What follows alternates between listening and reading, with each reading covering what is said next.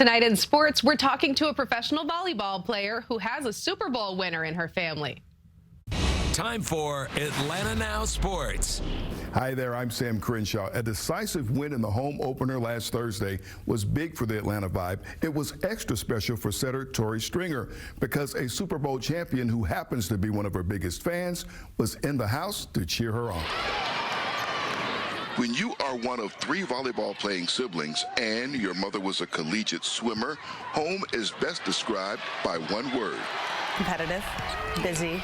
Having 2 sisters, we're all playing a bunch of different sports, having my dad traveling so much with football and then ESPN and all that. So it was busy. We always felt like we were a bigger family than we were, you know, just because there was so much going on. The dad, who was so busy with football, is Trent Dilfer.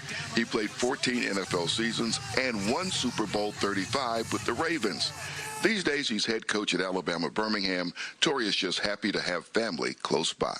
It's so mirroring my college experience too. I originally, committed to go away for school, and then things worked out, and then my family had moved to Texas around the same time. And then when I chose to transfer to Louisville, ironically at the same time, my dad takes his first coaching job in Nashville, which is only a 2.5-hour drive. So now to be close again is pretty cool. It's neat for Atlanta. It's neat for the next generation of professional volleyball player that they don't have to go overseas. I remember when Tori had to go to Italy after this All-American career at Louisville, and we're like, we don't get to see you play. Like, we don't get to live life with you. And now these girls all over the country that have these fabulous college careers now get to represent their brand and this sport in the United States, and I'm just thrilled to death for them.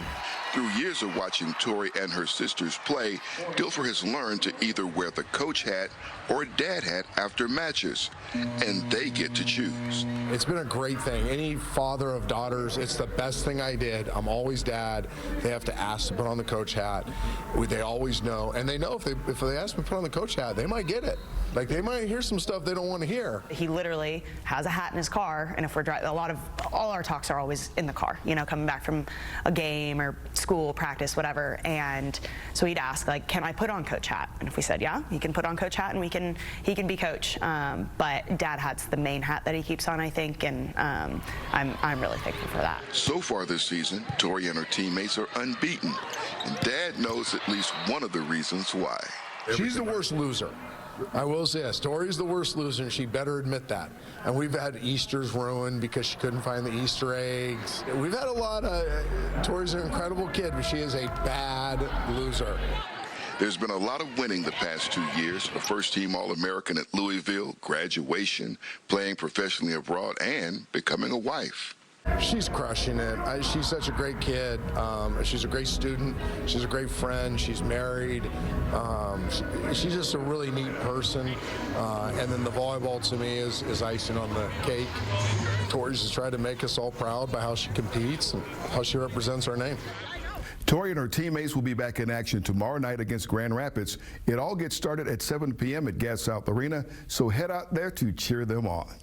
Well, that's a look at sports on a Thursday night. Jesse, back to you. Love the daddy-daughter connection. We'll see you here after the break. Atlanta Now News is coming right back.